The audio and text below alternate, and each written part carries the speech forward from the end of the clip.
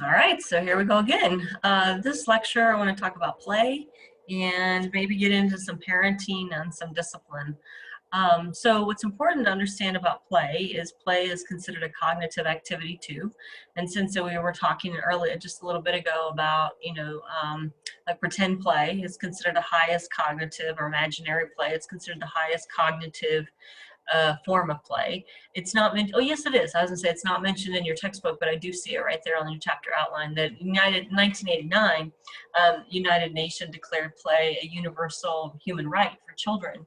And this is sort of an agreed upon or a shared universal position that play is children's work, that it is through, and this speaks to this cognitive development that children have. It's not the same as adults, that this is how children come to understand the world, is by interacting in imaginary ways. And I suppose this probably came out of some war-torn regions where children were denied opportunities to play because of some sort of political arrangement. Okay, so let's talk just a little bit about some of the different cognitive, what the slide, if you are following along, it would be slide number 13. What it talks about or outlines is these different cognitive levels. So you have functional play. This is simply when a child is rolling a ball back and forth, or what's called locomotive play. Constructive play. This is when they're using objects to problem solve. I don't have any better definition necessarily of that one. Then we move to the probably like blocks and stuff like this. And then, or when you're using like cars, and you're using, trying to think of that wooden puzzle set where you put the train together, when the train's together and they were all magnetic. And then you're moving to the dramatic play. And again, this is considered more cognitively advanced because it recognizes or requires, that's the word, it requires theory of mind, it requires empathy, it requires understanding, it requires that, what's that one called, where you can see the other side of things, right? Egocentrism, right? So that we can imagine what the world looks like, yeah, so complex cognitive skills. And then by the time you get to school age, so by the time you're in elementary school, children have begun replacing imaginary play. So they're not playing dress up anymore, and they're not playing, their dolls aren't talking to each other anymore. Now they've moved on to would be Pinochet's formal operationalizing, and this is formal games with rules. But that's not what's going on in preschool. And then there's a brief discussion in your textbook about what's called the social dimensions of play. A previous textbook that I used actually only offered 3 dimensions, and your textbook offers many more than that. It goes all the way back to, it talks about something called unoccupied behavior, and this is when a child is not interested in any form of play, not interested in watching others play or play themselves. And then you move on to something called an onlooker behavior and an onlooker behavior. So the point is that as you move through these different levels, you become more, because this is about psychosocial development, you become more socially integrated with other people. And infants obviously don't play, right? And then as they move through infancy, and when you start to have your early play dates with your 12-month-old, they're doing what's called parallel play. So they're engaging in the same kinds of activities, they're doing similar things, and they're doing it side by side. A level that's even less interactive is something called solitary, it's called solitary independent play. And so this is when kids are alone, solitary independent. Kids play alone with toys that are different. So they may be in the same room as another child, but he's playing with a truck and she's playing with a doll, right? Parallel play is when they're both playing with cars, maybe sitting side by side. And then you get to something called associative play. And this would be where her doll and his truck, and now she's putting her doll in his truck and they're riding it around together, right? So now their play requires some sort of interaction. And then finally, you get to cooperative play. And cooperative play, cooperative or organized supplemental. And that would be where they take turns or more than two of them, or in order for the game to carry on, they have to cooperate with each other. But again, the point is that as we move through, as we improve our cognitive development, as we improve our cognitive skills, the kind of play that we do becomes increasingly sophisticated. And part of what has to happen is we have to develop that theory of mind, right? And this is what's happening during these stages, is we're developing this theory of mind and this empathy and this ability to see the world from someone else's perspective. So a lot of social skills, or a lot of brain development that's going to be necessary for social skill development is happening during this period of time. Okay, so I want to move on to what I think is a really important topic, and could probably talk about this one for a long time, and that is discipline and parenting styles. And your textbook does take a moment, or actually points out that the term discipline routinely gets used to refer to punishment, and that's not what it means, right? The term mold, yeah, okay. The term discipline means to mold someone's character or promote their self-control. And I confess that I'm guilty of using discipline and thinking of it only in terms of a negative or a derogatory kind of way, instead of this more accurate intention of what the term means. There's a brief discussion about the difference between punishments and rewards. There, earlier in the semester, we were talking about some of the theories. If you were to take psychology, there's a whole chapter on learning, and this would be discussed in much greater detail in the chapter of learning. But basically what the two mean, so both of them are methods of molding behaviors. Reinforcements, there's actually two kinds of reinforcements. There's something called a negative reinforcement and a positive reinforcement. And a positive reinforcement is when you do something to get more of something, and a negative reinforcement is when you take something away to get more of something. So a negative reinforcement would be like if I take your chores away for getting good grades, right? So those are kind of also used incorrectly. Punishment is when something bad happens, like something actually happens, as a way to make something stop, right? So it's not, and I will tell you that the research is pretty consistent, that it's easier to get to mold behavior by using reinforcements than it is by using punishments. And I want to say that again, punishments just do not work the same way that reinforcements work. Because what punishments don't do is they don't demonstrate how your behavior can cause change. Punishments say, if I do something bad happens to me, which is different. And this may be like, this may seem like an abstract difference, but what a reinforcement does is it offers something in exchange for the desired behavior, right? And you get more of what you want, where what punishments often do is they're reactions to something you don't want.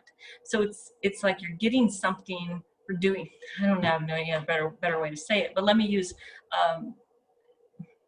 it's kind of like if you tell a child no, but you don't tell them what they're supposed to do instead. Then a child is just like trying to figure out, okay, what am I supposed to do then?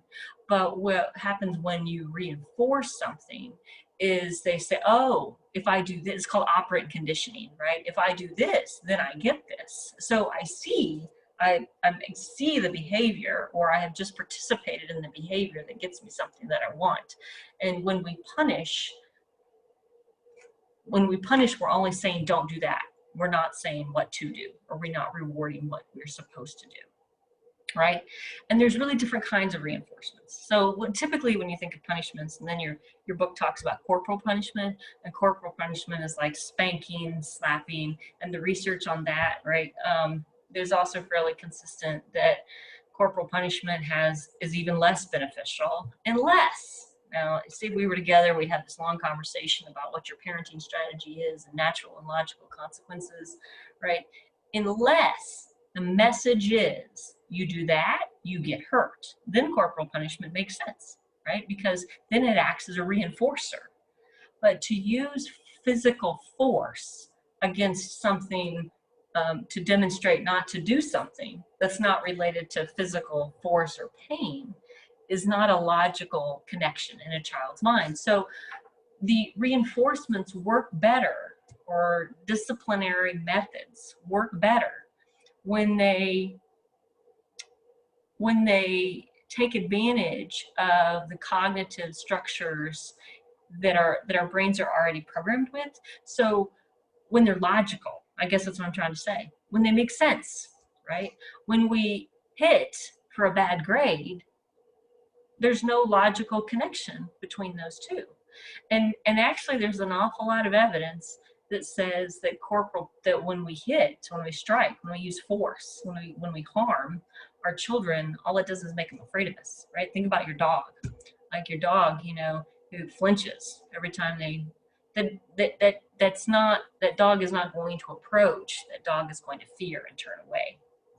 Okay, and then what's referred to as external reinforcements versus internal reinforcements. So on your chapter outline, number 14, I've actually highlighted that. So what an external reinforcement is, it's like a reward. It's like a sticker or a treat, or I don't know, back in the olden days, an arcade token, right? Internal reinforcements are the ones that are most effective, and those are when we feel good, right? When we feel good about doing something. And so, like things like businesses, they start off by offering you an external reinforcement, like you get a coupon, and then ideally it becomes internal. But now you go to Panera Bread because that's your store. You've internalized it. You have a bond, you have a connection, as opposed to an external, which is something that I give you. So when you internalize it and you just do the thing because you feel good about it, that's when they gotcha, right? That's the most effective form of modifying your behavior. A couple other strategies that are included here is something called inductive techniques, which is interesting. I've never heard it used like that, but if you're familiar with the concept of natural and logical consequences, that is a form of inductive technique. And it basically, you're trying to induce through thought, through reason, through logic, the kind of behavior. That was my parenting strategy, partly because I'm lazy. But I found it to be sometimes it was really simple, right? If your kid forgot their coat to go to school, you didn't punish them, you didn't give them a consequence, they just got cold. They got cold at recess, or maybe they didn't get to go to recess because they didn't have their coat. Well, that's the way the world works, right? If I forget to bring my coat to work, I'm cold. So they learn the logical consequences for their behaviors. Now, sometimes there's not a logical consequence. Like, they run out in the street. Yeah, you don't want them to experience that. You don't want them to experience getting hit by a car.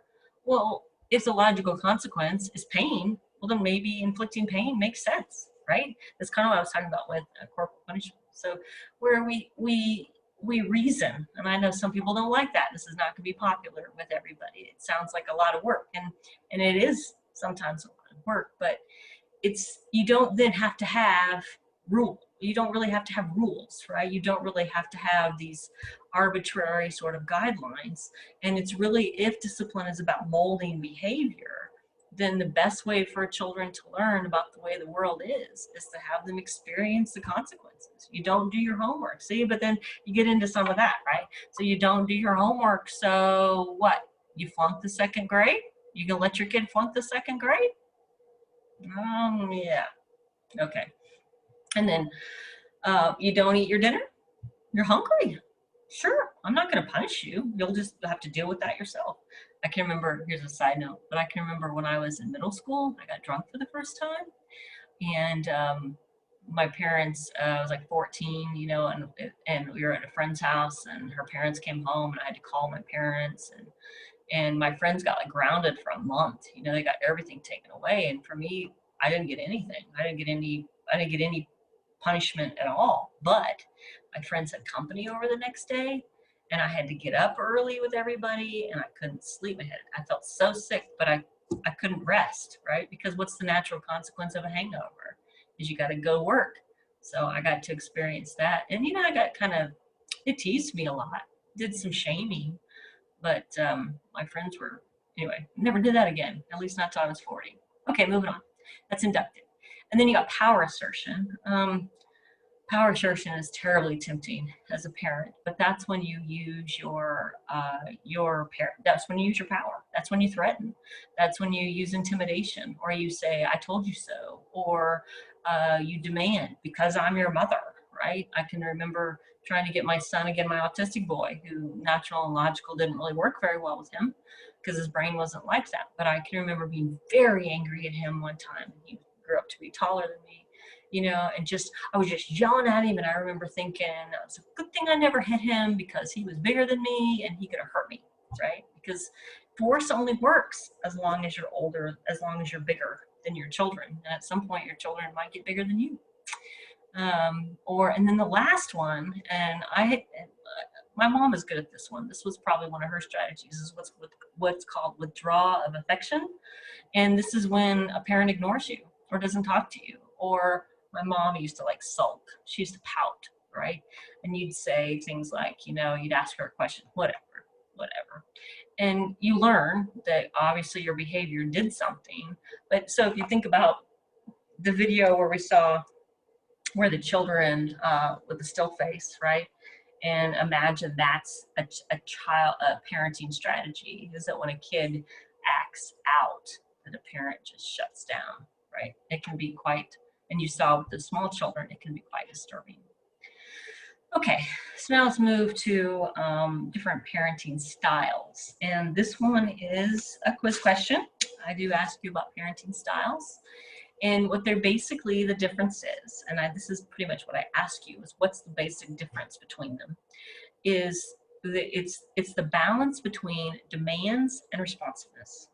So demands refer to what a parent expects, right? How many rules do you have? How many chores do you have? How respectful do you have to be? Those are parental demands. Responsiveness is, how much do you get? How much of my attention do you get? How much of my resources do you get? How many privileges do you get? How much freedom do you get, right? And what distinguishes the three, I don't ask you to remember the names, quite frankly, I get them kind of confused myself, but I want you to know what the combination is. What distinguishes the what's called authoritarian from the permissive, from the authoritative, and then the last one, which is none of the above, is what's called the uninvolved or the neglectful, is if it's a high demand, if it's high or low demand, and if it's high or low responsiveness.